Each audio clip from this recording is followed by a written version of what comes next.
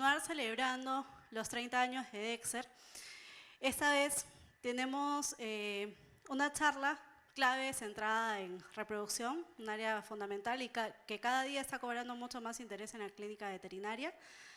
Y para ello nos acompaña un gran amigo de la casa, el doctor Carlos Sorribas. Él ha venido desde Argentina.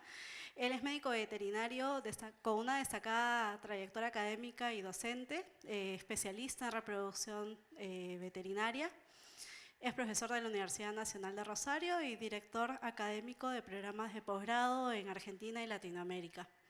Además, como ustedes saben, pues es conferencista internacional y miembro activo de ALARPA. Y él ha recorrido y sigue recorriendo Latinoamérica, compartiendo todas sus experiencias, sus casos y sobre todo soluciones concretas con todos los colegas veterinarios. Le agradezco a la firma que me ha invitado a venir, le agradezco a ustedes que están presentes. No vengo a dar clase de nada, vengo a brindarles mi experiencia y a llevarme también la experiencia de ustedes. ¿Qué significa esto? Que en el día de hoy el que más va a aprender siempre soy yo, porque me llevo la experiencia de todos ustedes, en cambio ustedes llevan la experiencia de uno solo. O sea que lo que les pido realmente es que toda duda que tengan me paren, me frenen, volvamos para atrás, charlemos, porque esto es lo importante de las charlas y de los congresos, el compartir experiencias. Vamos a comenzar entonces con un tema interesante como es parto-distosia.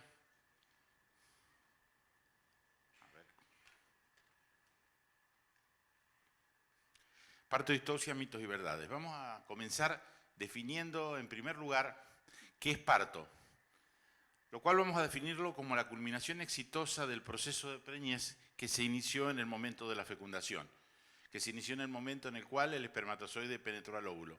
A partir de ese momento se desarrolla toda la gestación y una vez finalizada una gestación exitosa se produce el parto, que es ya la eliminación del producto terminado.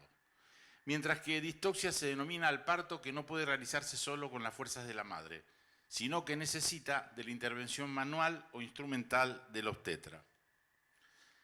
¿Cuáles son las condiciones mínimas e indispensables para el desarrollo de un parto normal? En primer lugar, un normal desarrollo físico y anatómico de la hembra. ¿Eso qué significa? Que la hembra debe tener la edad para poder reproducirse. Hoy en día, que está bastante avanzada la comercialización de cachorros, se deja muchas veces de lado esto. Y una perra realmente está en condiciones de ser reproductora después de los 2 años. Antes de los 2 años no está en condiciones de ser reproductora por más que pueda reproducirse. ¿En qué se traduce eso? Que no está desarrollada físicamente completa como para poder llevar adelante una gestación. Va a dar lechigadas con menor cantidad de cachorros, con mayor cantidad de defectos, con mayor cantidad de cachorros poco viables. Por eso siempre tenemos que tener en cuenta que la edad ideal para que una perra pueda tener cría va de los 2 años hasta los 6 o 7 años, variando fundamentalmente con el tamaño de la raza. Las razas pequeñas son más longevas que las razas grandes. Una perra de raza chihuahua, por ejemplo, puede tener cría de los 2 hasta los 7 años, 7 años y medio, sin ningún problema. Una perra boyero de Berna, un Terranova, un San Bernardo, la edad ideal es de 2 años y medio hasta los 5 años y medio, 6, no más allá de eso, por más que puedan tener cría, pero se van a reproducir muchísimos problemas en perras añosas. Tenemos que tener también una normal conformación anatómica de la pelvis. Tenemos que tener una normal conformación y dilatación del canal blando de parto. Tenemos que tener un normal funcionamiento endocrino. Contracciones uterinas suficientes en duración, frecuencia e intensidad. Para que tengamos contracciones uterinas suficientes en duración, frecuencia e intensidad, tenemos que tener un buen funcionamiento endocrino.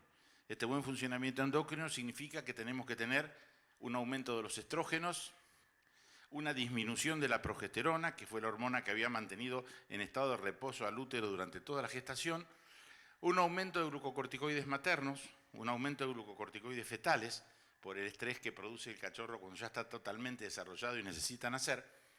Este aumento de los estrógenos, de los glucocorticoides, produce un aumento de la prostaglandina F2-alfa, que va a producir la lisis del cuerpo amarillo, que es lo que va a producir también la disminución de la progesterona, que juntamente con el cambio de síntesis de progesterona por estrógeno en el momento del parto son las hormonas que van a actuar para desencadenar y producir las contracciones. Un aumento de la relaxina, que es la que va a provocar la relajación fundamentalmente del canal blando de parto, y la relajación también de los ligamentos pelvianos para permitir la apertura de la pelvis para que puedan nacer el cachorro o los cachorros en esta cría. Y también tenemos un aumento de la oxitocina, hormona de la parte posterior de la hipófisis o de la neurohipófisis, que es necesaria para desarrollar o producir las contracciones uterinas. ¿Cuáles son los mecanismos hormonales del parto? Dentro de los mecanismos hormonales del parto tenemos que el principal mecanismo que va a desencadenar el parto es el estrés fetal. Este estrés fetal hace que el cachorro en esta situación de estrés aumente su producción de corticoides. Este aumento de la producción de glucocorticoides es el que estimula la producción de progesterona placentaria que va a reemplazar la progesterona placentaria por el estrógeno, va a aumentar la síntesis de estrógeno y va a disminuir la síntesis de progesterona. Y finalmente, fíjense que este aumento del nivel de estrógenos estimula el pico de prostaglandinas en el preparto y disminuye en forma abrupta el nivel de progesterona sérica. Esto es lo que genera la disminución de la temperatura corporal en 1 grado las 24 horas anteriores al parto. Es importante conocer la temperatura, ya lo vamos a ver más adelante, esa disminución de la temperatura es un elemento más, no es determinante. Y para poder controlar esa disminución de la temperatura corporal en 1 grado, generalmente entre las 2 y las 18 horas antes del parto, tenemos que venir con una historia de toma de temperatura. Es decir, no se puede tomar hoy y si da un poquitito menos, uy, ya está por desarrollar el parto. No, tenemos que tomar durante los últimos 7 días la temperatura todos los días, tenemos que tomar una temperatura el mismo horario, lejos de la ingesta de agua, lejos de la ingesta de comida y en el mismo lugar siempre, y con eso vamos estableciendo una curva. Esa curva nos va a determinar sobre el final de esos días una bajada de temperatura que está ya produciéndose el preparto o los síntomas del parto inminente. ¿Estamos? ¿Qué examen tenemos que evaluar con el objeto de evaluar el parto? Esto es importantísimo. Esto es lo que nosotros tenemos más que nada que hablar muchísimo con los propietarios. Porque propietarios que tienen una perra que es la primera vez que va a tener cría, se muestran muy ansiosos y todo les parece que ya está por desarrollar el parto. Entonces, ¿qué es lo que debemos hacer nosotros? Tenemos que tener en cuenta y hablar con el propietario y decirle que no es urgente la consulta al veterinario si se ha cumplido el periodo de tiempo normal de la gestación, pero la hembra no muestra síntomas de parto. Tampoco es urgente si no se han producido síntomas de parto, fíjense, a pesar de haberse producido una disminución de la temperatura corporal entre 12 a 18 horas antes. Es un elemento más, no es un elemento determinante. Eso siempre tengámoslo en cuenta. Sí es urgente la consulta al veterinario y es urgente la actuación del veterinario para estimular el desarrollo del parto si hay secreciones de color por vulva. Si vemos que por la vulva se está produciendo una secreción verdosa, significa que ya hay desprendimiento placentario y que tenemos que actuar rápidamente en las próximas 3 horas para evitar la muerte del cachorro. Si hay una secreción de color negro, está indicando que hay cachorros muertos. Y si hay una secreción de color negro con olor, cachorros muertos y con putrefacción. Es inmediata la necesidad de intervenir. Si tenemos una secreción de sangre en forma constante, tenemos que tener en cuenta que esto nos puede estar indicando ¿qué cosa? La ruptura del útero, en el cual tenemos que actuar también rápidamente. ¿Por qué? Si vemos secreción de sangre, dolor en la pared abdominal, la perra que está entrando en una situación de shock y demás, tenemos que actuar rápidamente porque si no, ahí vamos a perder perra y cachorros. Si vemos una secreción de un líquido de color amarillento intenso, ¿qué está indicando eso? Que ha habido ya producción de meconio y que el meconio ha contaminado el líquido amniótico y entonces ese cachorro ya está respirando, es decir, inhalando y expirando líquido amniótico contaminado con meconio, que puede producir el síndrome de aspiración meconiana en el cachorro. Por ese motivo también, ante la eliminación de un líquido de color amarillo, es necesario actuar rápidamente en el parto, porque si no vamos a tener problemas de poca viabilidad de los cachorros que nazcan. O sea, es un detalle sencillo, pero muy importante a tener en cuenta cuando queremos ver si vamos a intervenir o no vamos a intervenir directamente en el desarrollo de un parto. El aumento de la temperatura corporal también es un detalle importante para actuar de manera urgente, porque este aumento de temperatura corporal estaría indicando ya algún problema en el útero con cachorros muertos y con el inicio de una metritis. Alteraciones en el estado del sensorio. Contracciones por más de 3 horas sin tener un nacimiento. A veces hay colegas que se encaprichan en que la perra tenga un parto normal. Pero si pasaron 3 horas con contracciones fuertes y la perra no ha parido, ya tenemos que tener en cuenta que tenemos que intervenir, si queremos tener cachorros fuertes y viables y lechigadas numerosas. Y además, si tenemos más de 6 horas sin nacimiento, desde el comienzo de trabajo de parto, también tenemos que abrir los ojos y ver si vamos a intervenir o no en este parto. Es decir, si ya la perra busca nido, raspa en forma constante o permanente, tiene contracciones irregulares, por más de 6 horas, está indicando que el parto no viene bien, y en el cual tenemos que estudiarlo bien finamente y ver si vamos a determinar o no la realización de una cesárea o de una inducción al parto. ¿Cuáles son los factores predisponentes de una distoxia? Uno de los principales factores predisponentes de la distoxia es la edad, que es como hablábamos recién. La edad ideal para una cría es de 2 a 6 años, de 2 a 7 según la raza. Si nosotros hacemos tener cría a las perras antes de los 2 años, tenemos mayor probabilidad de distoxias. Y si tenemos la perra que va a tener cría después de los 6 años, también aumenta muchísimo la probabilidad de las distoxias. Por ese motivo, hay que hablar muchísimo con los dueños cuando se va a hacer servir una perra. Si es una perra de criadero, el criadero debe saber que no es conveniente que la perra tenga cría después de los 6 años. Si es una perra en la cual el dueño nunca ha tenido cachorros y quiere tener un cachorro, quiere tener un hijo de la perra, y la perra tiene 7, 8 años, ¿qué consejo le damos? Podés hacerla servir, pero los riesgos son grandes. El riesgo de una distoxia, el riesgo de cachorros muertos, el riesgo de cachorros defectuosos. Eso hay que tenerlo sumamente en cuenta en el momento en cual nosotros estamos asesorando a un propietario para ver si va a hacer servir la perra en condiciones normales o no. Tenemos que tener que otro factor predisponente de la distoxia es la raza, donde hay razas que son mucho más predisponentes a la distoxia que otras.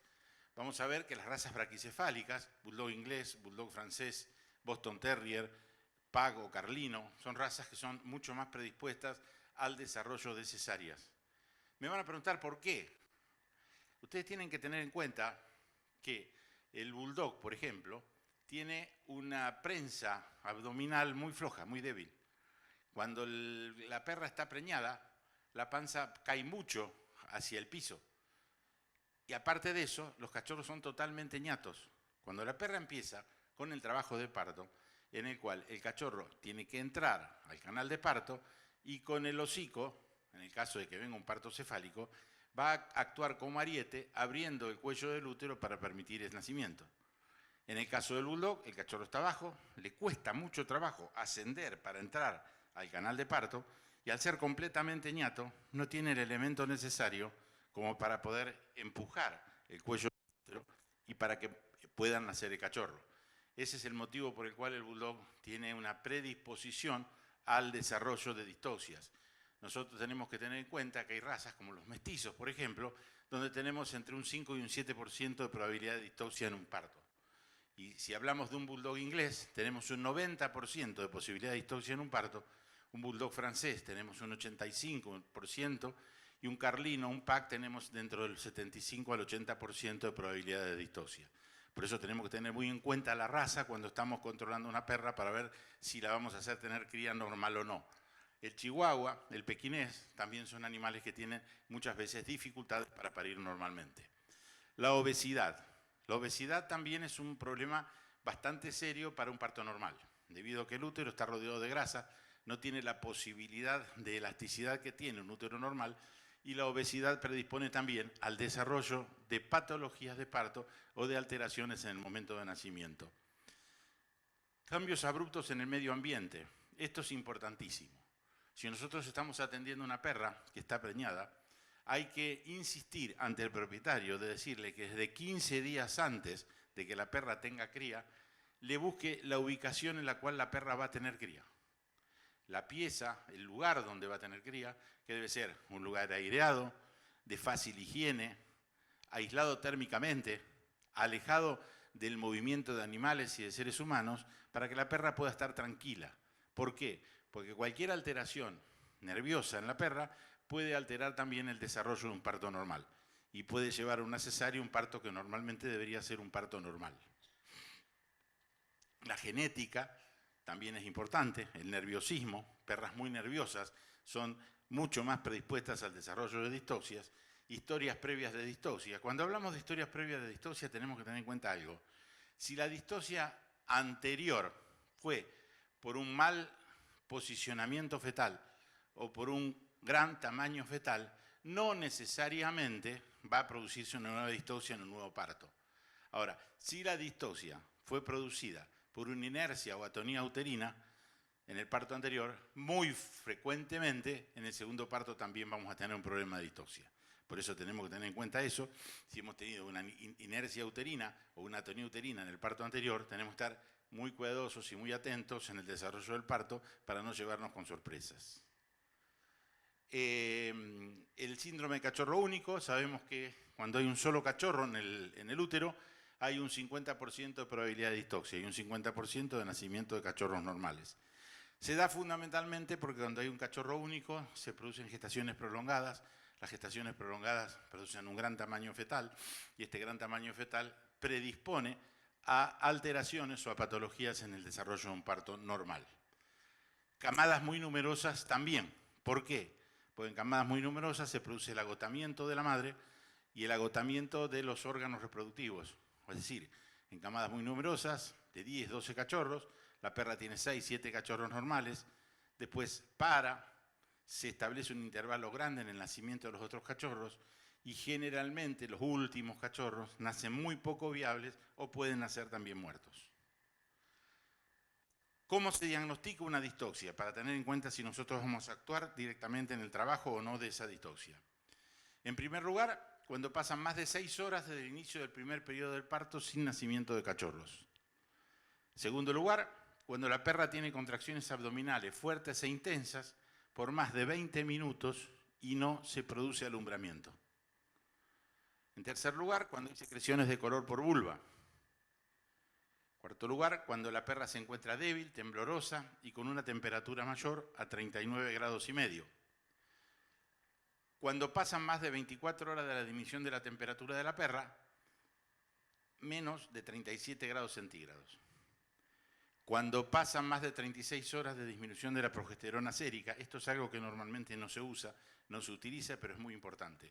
Es decir, si tenemos un laboratorio de análisis de confianza, el cual nos va a realizar una titulación cuantitativa de progesterona en el día, sirve de mucho. ¿Por qué? Porque si tenemos más de 2 nanogramos por mililitro de progesterona, difícilmente se produce un parto normal. Eso hay que tenerlo muy en cuenta. Cuando hay estrés fetal, ¿cuándo vamos a considerar nosotros que hay estrés fetal? ¿Alguno tiene idea de cómo controlamos si hay estrés fetal? Ver los latidos cardíacos, sí. Entonces, es importantísimo allí también la ecografía y hacer un monitoreo fetal del corazón del cachorro. Si el cachorro tiene menos de 180 pulsaciones por minuto, ya estamos entrando en un estrés fetal y tenemos que empezar a abrir los ojos ante la posibilidad de una distoxia. Y en cachorros de razas que están entre los 10 y los 25 kilos más o menos, un diámetro cefálico de 30 milímetros. Entonces, si nosotros juntamos la disminución de la temperatura corporal, una disminución de la frecuencia cardíaca menor a 180 pulsaciones por minuto, un desarrollo cefálico de 29, 30 milímetros o más, y no hay alumbramiento, ahí estamos ante una distoxia verdadera y ante la necesidad ya, sí, directamente, de ir a realizar una intervención cesárea. Me van a preguntar si podemos hacer la inducción al parto. La inducción al parto es muy buena en especies uníparas, pues nosotros estamos tratando de que nazca un solo producto que está en el útero. Pero en multíparas, la inducción al parto va a complicar mucho las cosas, porque por ahí hacen nacer 2 o 3 cachorros y después se queda estancada y hay que hacer una cesárea en una perra agotada y en una perra con problemas del cachorro que ya están poco viables.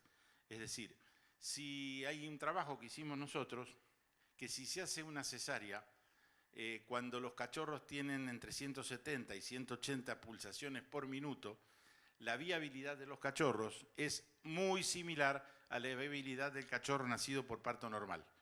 Si el cachorro tiene menos de 160 pulsaciones por minuto, disminuye muchísimo la viabilidad de los cachorros de la camada. ¿Alguna pregunta quieren hacer mientras? Sí.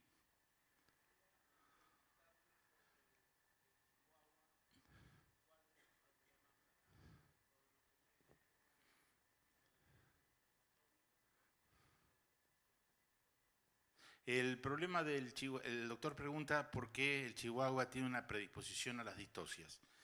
El chihuahua verdadero no es el chihuahua que todos conocemos.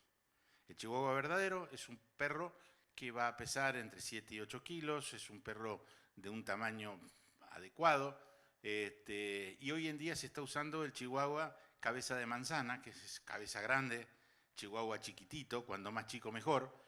Y entonces, ese aumento desordenado del tamaño de la cabeza, que todos buscamos porque se busca el tamaño del chihuahua cabezón en cabeza de manzana, eso hace que ese aumento de cabeza grande en perras chicas dificulte notoriamente un nacimiento normal. ¿Está? Sí. ¿Alguna otra pregunta? Sí.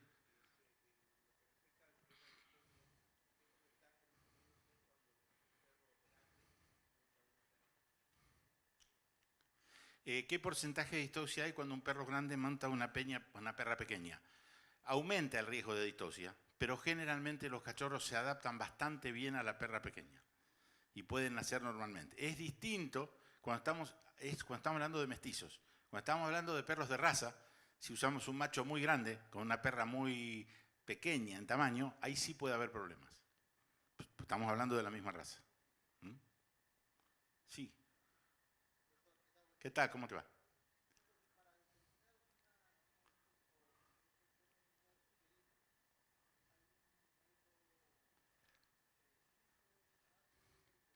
No, para determinar inercia uterina lo que hay que ver más que nada es el estado cardíaco de los cachorros, la parte del estrés fetal. Si hay estrés fetal y entramos en estrés fetal y no hay contracciones uterinas, estamos ante una inercia. No, no. Sí, lo que determina bastante una inercia es el examen cuantitativo de progesterona. ¿Por qué? Porque si tenemos más de 2 nanogramos por mililitro de sangre de progesterona, difícilmente se produzcan las contracciones uterinas necesarias para desarrollar un parto. ¿Se entiende? Es difícil, pues tenemos un nivel de progesterona alto que todavía está dejando al útero en un estado de reposo. ¿Mm? Sí, ¿alguna otra pregunta? Sí. Sí. ¿Cachorro único? Sí. El cachorro nacido único, por eso les había hablado antes que había un 50% de cachorros nacidos únicos con parto distóxico y un 50% de cachorros con parto normal. Y eso se da generalmente porque cuando hay un cachorro solo, no se desencadena el parto normalmente y el cachorro se mantiene mucho tiempo dentro del útero y tenemos gestaciones prolongadas. En la gestación prolongada, cuando más días pasan hasta el nacimiento, más tamaño va alcanzando el feto que está dentro del útero. Ese aumento de tamaño fetal es lo que va a producir problemas después para el momento del nacimiento. ¿Mm? Sí, sí.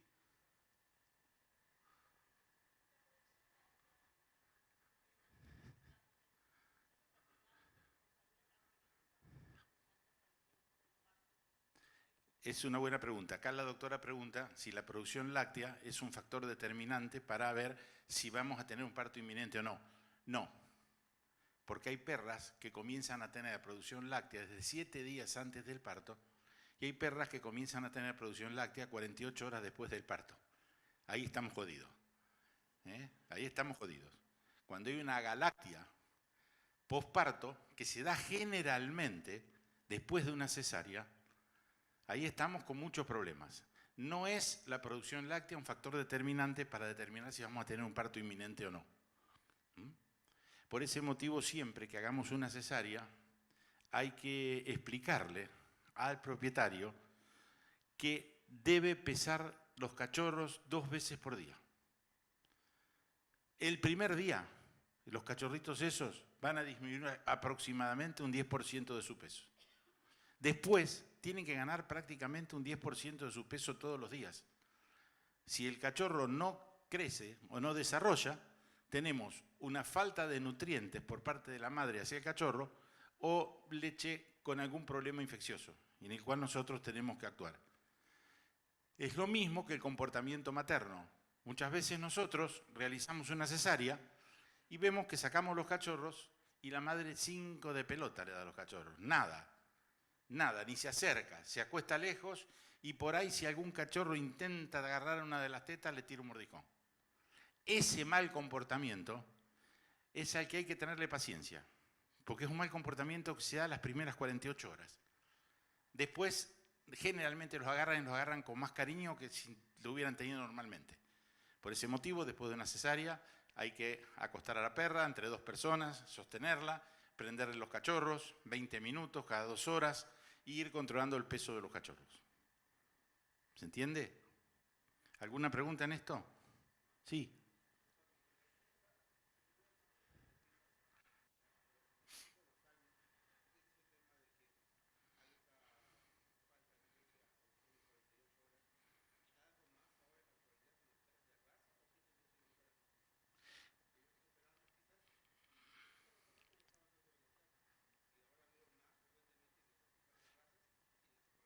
Generalmente, acá pregunta el doctor si se da más esa galáctea de 48 horas ahora más que antes, y más que nada en perras mestizas y en perras de raza. El problema que se está viendo, más que nada, no es el problema de la perra, es el problema del humano, que humaniza mucho a las perras y las coloca en una situación grave de estrés, donde la perra prefiere mucho más estar con su dueño que estar con sus cachorros. Por ese motivo hay que estar esas primeras 48 horas muy vigilante en el nacimiento de los cachorros y tratar de que los cachorros tomen teta. Hay una costumbre hoy en día de darle suplemento lácteo al cachorro apenas nace. No, vamos a darle suplemento lácteo. Tienen que tener en cuenta que es importantísimo que las primeras 18 horas de vida del neonato debe mamar calostro. ¿Por qué? Porque en el calostro se encuentran las globulinas necesarias para darle la defensa a esos cachorros hasta los 42, 45 días, que es el momento en el cual se produce la ventana de inmunidad en el cachorro. Hoy en día se discute eso, se dice que ya a los 18 días empiezan a formar anticuerpos, pero lo real es que tienen que mamar calostro. ¿Y por qué se dice las primeras 18 horas? Porque las primeras 18 horas todavía el sistema digestivo del cachorro está inmaduro. Entonces, entran las gamaglobulinas enteras, se absorben como defensa. Después de las 18 horas, que ya empieza a madurar el sistema digestivo ataca a las gamaglobulinas y las desdobla en aminoácidos. Entonces, ingresan como alimento, pero no ingresan como anticuerpo. ¿Se entendió? Por ese motivo es importantísimo que el cachorro mame calostro las primeras 18 horas de vida. A partir de allí sí se le puede dar suplemento. ¿Se entiende? ¿Alguna pregunta? Sí. ¿Si comienza? No pasa nada, produce calostro. No, si nace el bebé, si desde hace una semana está produciendo leche, no tenemos problema porque los bebés se van a aprender bien, salvo que hayamos tenido que hacer una cesárea y que esas 48 horas se produzca una situación de estrés en la perra que disminuya la producción de leche. de esa leche que venía produciendo, ¿se entiende? Pero generalmente agarran enseguida. ¿Mm? Siempre está presente en la leche. ¿Mm? Sí, sí.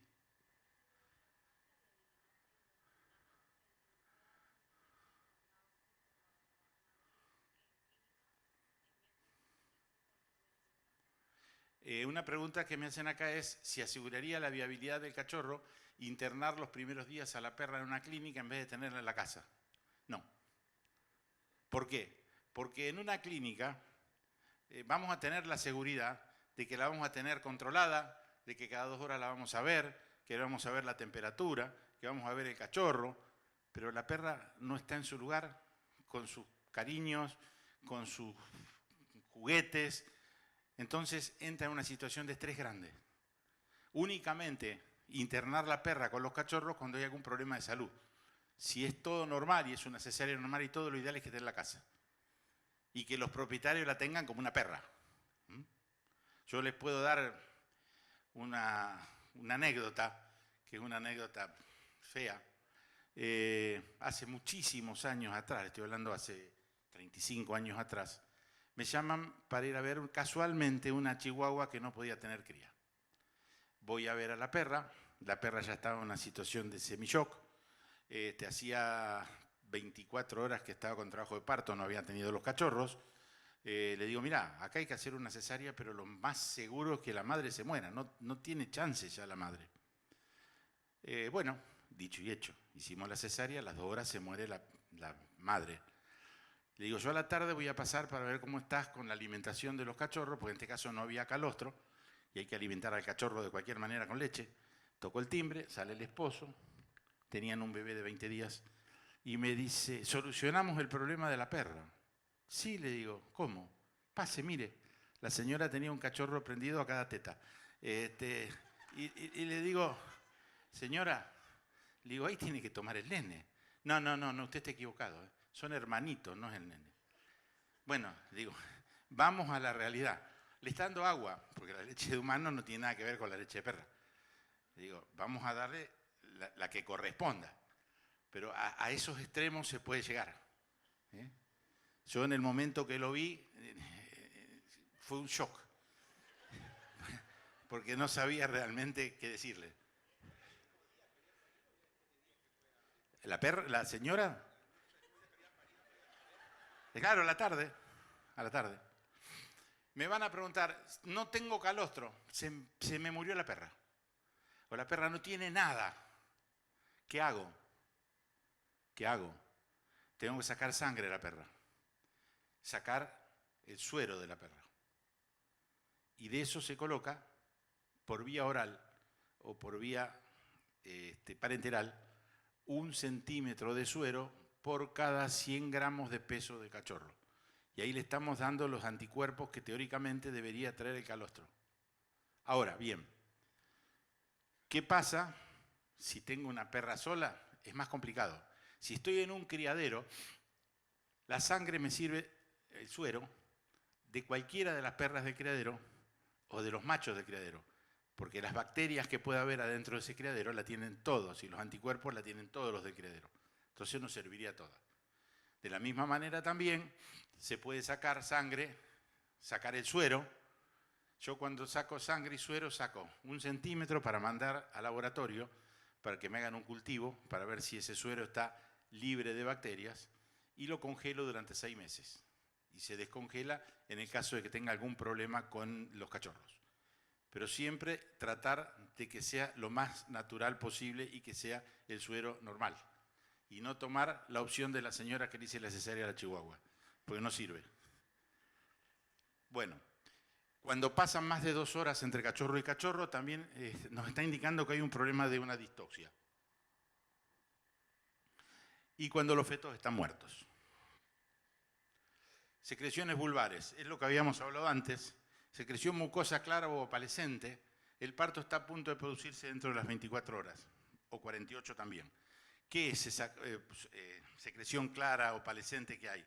Esa secreción clara o opalescente es el tapón mucoso que se está desarmando y que lo está eliminando la perra. No tenemos problema. Secreción verde intensa, uteroverdina, el parto es inminente.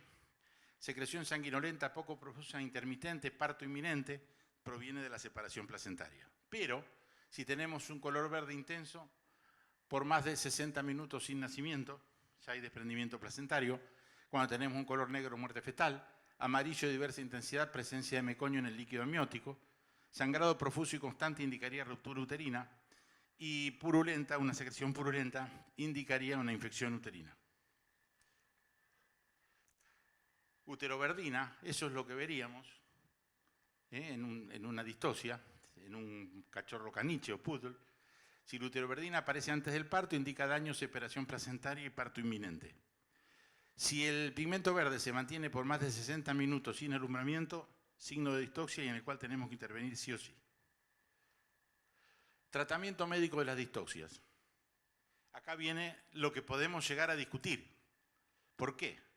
Porque pueden usarse oxitocina para estimular las contracciones uterinas, gluconato de calcio, aumenta la fuerza de las contracciones, pero es lo que hablábamos antes, es la inducción al parto importante en el caso de partos uníparos, es decir, cuando hay no más de 1 o 2 cachorros como máximo en el útero. Si hay más de 2 cachorros en el útero, no usar nunca oxitocina. ¿Por qué? Porque vamos a tener nacimiento de cachorros débiles o poco viables o eventualmente puede producirse el estallido del útero. ¿Cuáles son las contraindicaciones?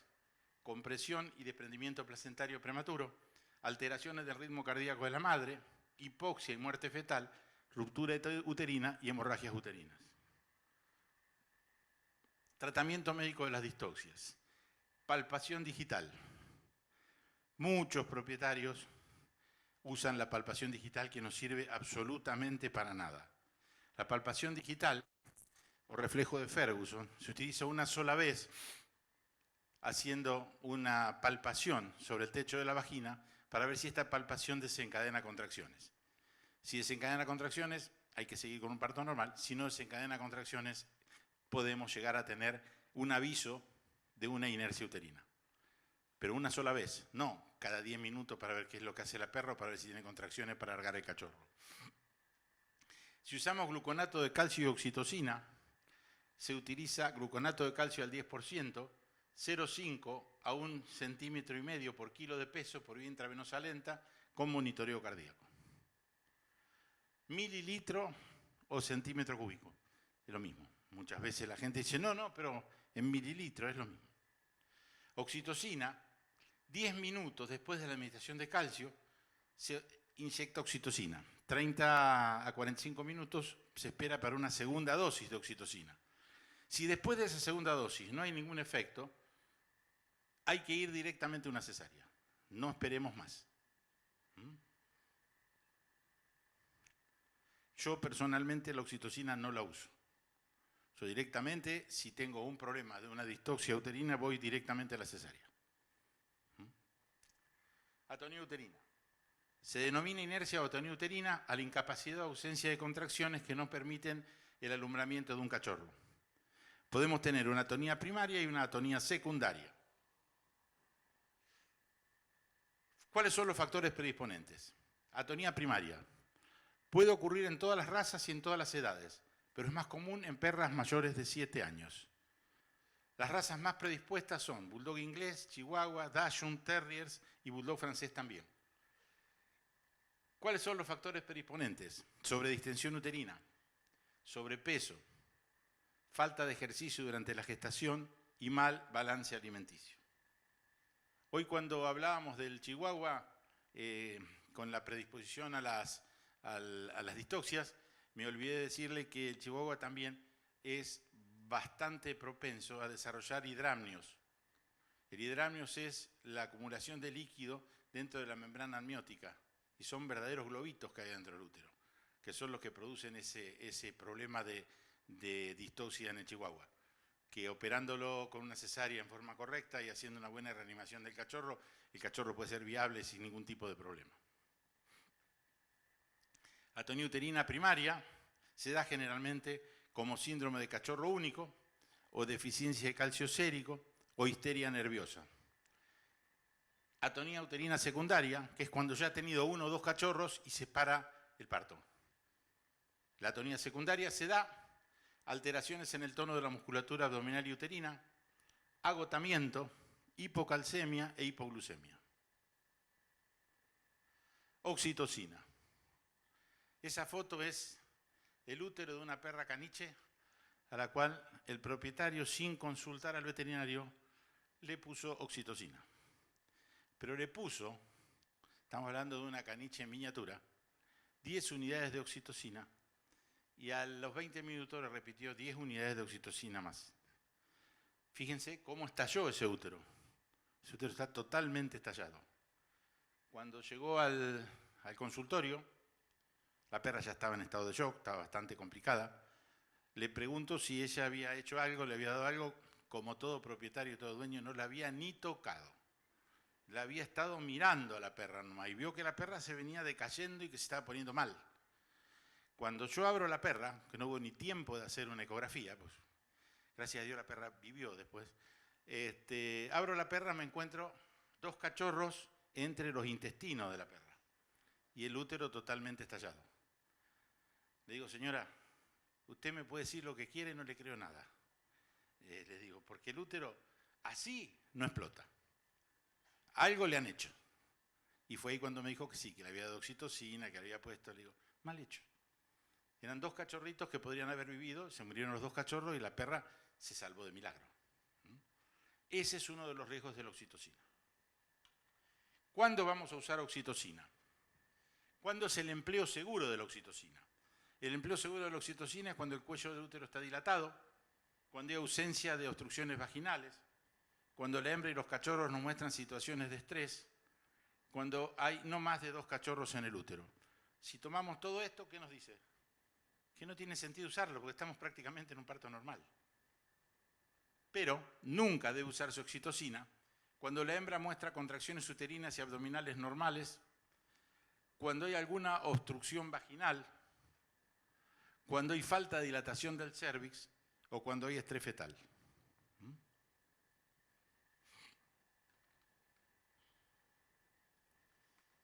A pesar de todo, si alguno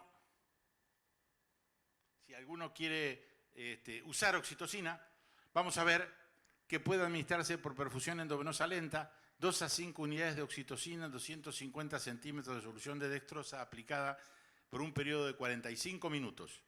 De no responder el tratamiento en 15 o 20 minutos, hay que realizar una cesárea. Subcutánea. Se administra 1 a 2 unidades por kilo de peso. En la caniche esa que pesaba 3,5 kilos, había que hacerle como máximo 3 unidades. Se le hicieron 20 unidades. La dosis se repite cada 45 minutos, 2 veces, no más de eso. Si luego de la segunda dosis no se obtiene respuesta, debe irse directamente a una cesárea. Clasificación de las distoxias. Puede haber distoxias maternas, por inercia uterina, alteraciones de cintura pelviana, obstrucciones de canal blando de parto, torsión uterina, ruptura uterina o preñez ectópica. Distoxias fetales, alteraciones fetales de tamaño y de posición fetal. Discúlpenme si vamos un poco más rápido, pero no nos quedamos sin tiempo.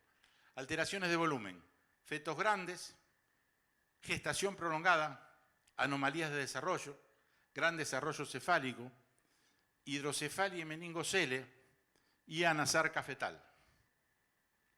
Ahí tenemos alteraciones de volumen. En cachorritos, los 2 con atresia anal. Esa atresia anal hizo de que se juntara gran cantidad de gases en el nivel intestinal, se produjera una dilatación importante del abdomen y eso hacía imposible que el cachorro naciera en condiciones. Alteraciones de volumen. Ahí tienen varios casos de anasarca o edema congénito fetal, en el cual se produce un acúmulo de líquido en todas las cavidades del organismo y también en la piel. Eso hace que se cree una bolsita de líquido el perro. Es generalmente incompatible con la vida. Fíjense en un bulldog, la madre, el útero con 4 cachorros, el 1 y el 2 con anasarca y los otros 2 cachorros normales. Fíjense cuando uno abre para sacar el cachorro con anasarca, no solamente estaba con anasarca, sino ya estaba cursando con un cuadro también de síndrome de aspiración meconial. Alteraciones de presentación anterior. Fíjense, torsión lateral de cabeza y cuello, torsión lateral de cabeza y cuello, obstrucción de la parte anterior del organismo, torsión lateral y torsión de miembro, torsión hacia dorsal de cabeza y cuello, mal posición de los miembros, son todos elementos que dificultan el normal nacimiento. En esta foto van a ver que la foto del medio, la de abajo, también es la acción de un propietario que le gustó jugar de veterinario. Un domingo a la tarde me traen una perra que no podía parir. Había venido el señor con la perra, le hago la cesárea, sacamos 3 cachorros. Y 2 cachorros vivos. Cuando saco este cachorro, fíjense que le faltan las 2 manos. El hombre había agarrado, como no nacía, con una pinza electricista, agarró las 2 patitas y tiró. Cuando se quedó con las 2 patitas en la pinza, trató de buscar un veterinario. Pero él me dijo que no lo había tocado. Está bien, no me voy a poner a discutir, era domingo a la tarde, los otros 2 cachorros estaban bien, listo. Pero cometió un gravísimo error. Vino con el nene de 4 años. Y el nene dice, mirá los perritos. Y el nene lo mira y dice, papi, el que le cortaste las patitas con la pinza, dice, ¿dónde está? O sea que ahí se terminó toda la historia. No seguí preguntando nada, él tampoco me dijo nada, se dio cuenta que había metido la pata y quedó ahí. Nunca hay que ir con el nene al veterinario. Ahí tenemos directamente alteraciones de presentación, alteración lateral de cabeza y cuello y mal posición de los miembros. Fíjense que los miembros se comportan directamente como un elemento perturbador para el normal nacimiento. Alteración, contorsión de los miembros posteriores, en el caso de una presentación pelviana. Y este es un defecto de una perra caniche de 12 años que tuvo este solo cachorro, pero que tenía la columna vertebral completamente torcida, angulada, que le impidió el normal nacimiento también. Me van a preguntar, seguro, si debe tener un parto cefálico o un parto posterior, que es lo normal en la perra. Da lo mismo. Siempre se da más cantidad de partos en posición anterior que en posición posterior. Un 60% en posición anterior y un 40% en posición posterior. Sí, es cierto que el perrito que nace en posición anterior, en el caso de una obstrucción o una alteración en el trabajo de parto, tiene más chances de vivir que el de posición posterior, porque el de posición anterior tiene ya la cabecita afuera y puede respirar aún estando en la madre gran parte del cuerpo. En la posición posterior no, queda la cabeza adentro y no puede respirar, o sea que es mucho más factible la poca viabilidad del cachorro. Ahí tenemos alteraciones hormonales, tenemos 3 casos importantes. El primero, con una arrinencefalia.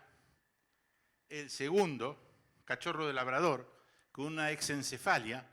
Fíjense que tiene todo el cerebro afuera de la cavidad. Estos casos hacen que no tengan el cambio hormonal que debe tener el cachorro para tratar de inducir el trabajo de parto. Y este caso es de un mestizo con Fox Terrier con anencefalia. Si miran ustedes la cabeza van a ver que falta todo el techo de la cavidad craneana, falta el cerebro y lo que se nota siempre es la protrusión hacia afuera de los ojos, valga la redundancia. Alteraciones maternas, tenemos atonía uterina, placentitis, endometritis, hipocalcemia, diabetes gestacional, alteraciones de pelvis, hernia inguinal, estenosis de vagina, septos vaginales, hiperplasia de vagina, hipoplasia de vagina, prolapso de útero, torsión de útero, ruptura de útero, hipoplasia vulvar, quistes y tumores y fibrosis vulvar. Ahí tenemos el primer caso de ya, es una perra presa canario que tuvo un prolapso de vagina en el momento de parto. Entonces el cachorro estaba detrás de la vagina. En ese caso hubo que hacer cesárea para sacar los cachorros. Prolapso de útero, segundo caso, por un parto muy difícil, en el cual hubo que hacer cesárea y después solucionar el problema de prolapso. Torsión uterina, donde un cuerno se tuerce sobre el otro. Fíjense, 3 vueltas tenía un cuerno que se había desprendido directamente de la bifurcación de los cuernos. Un mioma de vagina Y este es un caso bastante raro, pero que se puede dar también, que es, ¿qué es eso?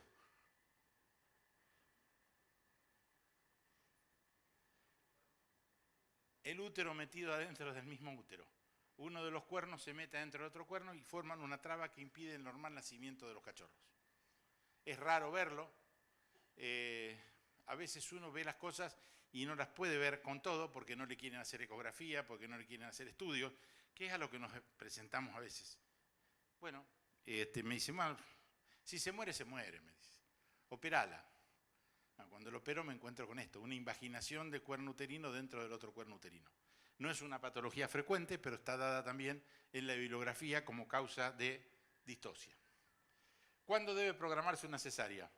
Cuando la hembra tiene una historia de inercia uterina, complicaciones de parto en cesáreas anteriores, fundamentalmente de atonías. Cuando la hembra presenta algún tipo de malformación congénita, o cuando la hembra tiene por costumbre producir perros de gran tamaño. La cesárea debe realizarse cuando la inercia uterina no responde al tratamiento de oxitocina y calcio, si hay un solo cachorro como máximo 2, cuando hay un gran tamaño fetal, cuando hay una mala posición fetal, cuando hay torsión o ruptura uterina o cuando hay distrés fetal. Complicaciones de posparto. Vamos a parar acá para ver que me pueden hacer preguntas, nos quedan 5 minutos. Sí.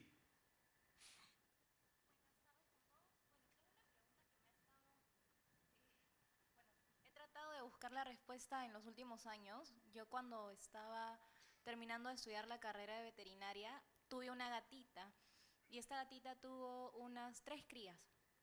Y resulta que luego de una semana tuvo otro gatito más. Entonces, lo que usted, doctor, conversaba al inicio es que la progesterona es la hormona encargada de mantener la gestación. Entonces, hormonalmente, ¿cuál sería la respuesta? ¿Qué sucedió aquí y si ha tenido casos similares a ¿Encontraste alguna respuesta en los libros, en la bibliografía? No. No. ¿Buscaste en gatos? Bueno, lo consulté en mi curso de reproducción, pero creo que era un caso tan extraño. ¿El último gatito que nació vivo? Sí, y creció Perfecto. muy bien. Entonces, busca en la bibliografía superfetación en gatos. Ahora te explico por qué, no te voy a dejar con la duda. La especie felina tiene la característica de que no tiene una ovulación espontánea. Ovula cuando la monta el macho. Entonces, tu gatita fue servida por 2 machos en distinto tiempo. Y tuviste la suerte de que pudieron hacer 3 de entrada. Porque generalmente la progesterona de este último, que es más chico, detiene el desarrollo del parto.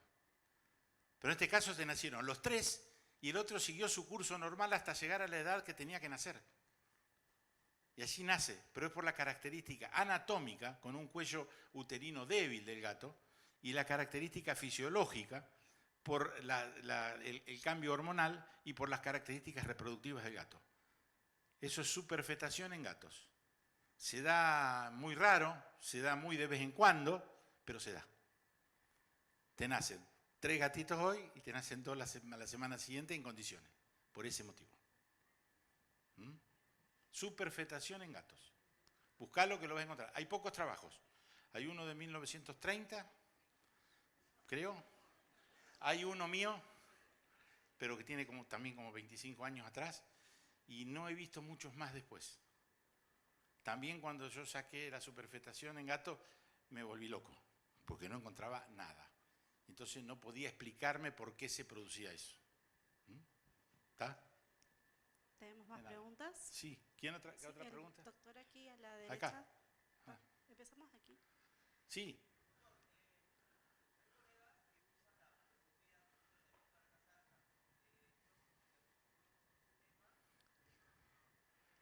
Mirá, la anasarca generalmente se produce porque los fetos tienen malformaciones congénitas, fundamentalmente necrosis de hígado, alteraciones de corazón o alteraciones renales. ¿Se puede usar furosemida? Sí, se puede usar furosemida. ¿Te va a dar resultado? En el 90% de los casos, no. ¿Pero se puede hacer? Sí. Se le administra furosemida. Primero, hay que pesarlo. Administrar la furosemida. Hacerle masajes para estimular la micción, porque el animal recién nacido todavía no está maduro como para orinar solo, por eso la madre lo lame y lo hace orinar. Entonces tenés que hacerlo orinar. Y a su vez, si estás usando furosemida, tenés que trabajar con algún jarabe de potasio cerca, porque la furosemida le saca completamente el potasio y le tenés que dar unas gotas de potasio al cachorro. También con ese tema tengo una anécdota, con una perra bulldog francesa. Sacamos 4 cachorros vivos y un cachorro con anasarca. Le puse la furosemida, lo envolví en un algodón, porque el propietario me dice, no, déjalo, no me lo llevo, tiralo. Lo envolví en un algodón y lo puse en la basura del consultorio a las 5 de la tarde. Trabajé toda la tarde, ordeno un poco, apago todas las luces y cuando apago todas las luces siento... Digo, ¿qué pasa? El cachorro que estaba dentro del tacho de basura había estado orinando, reaccionó, le hablé al dueño, le digo, ¿te olvidaste un cachorro acá? No, no, si me traje los 4. No, le digo, el quinto también está vivo. Entonces, lo único que me arrepiento es que yo le dije que ese cachorro no era conveniente que lo usara como reproductor, porque la anasarca tiene un piso genético importante. Y ese cachorro lo hizo tener como 15 cachorros después, porque se crió grande, anduvo bien y todo. De todos los que traté con anasarca, fue el único que vivió y no porque le hice todo el protocolo que debía hacerse. Se hizo la furosemida, lo envolví en un algodón para que no tuviera frío porque me daba lástima y lo dejé puesto en el tacho de basura. Se utiliza furosemida, 4 miligramos kilo de peso. Aquí tenemos una pregunta de la doctora. No sé quién me habla. Ah, sí. ¿Cómo está, doctor? Buenos días. Quisiera saber si el baño que genera el dueño a la mascota días antes del parto puede generar que sea propensa a distocia. No. El baño es bueno darlo. Es bueno que haga un baño con clorexidina fundamentalmente para llegar lo más limpia posible al momento del parto. No puede generar distoxia, no. Sí. Y tenemos la última pregunta. por el lado de 3 ahí. preguntas más o 2 más porque Ay, estamos... ¿con el doctor? Sí. No, buenos días.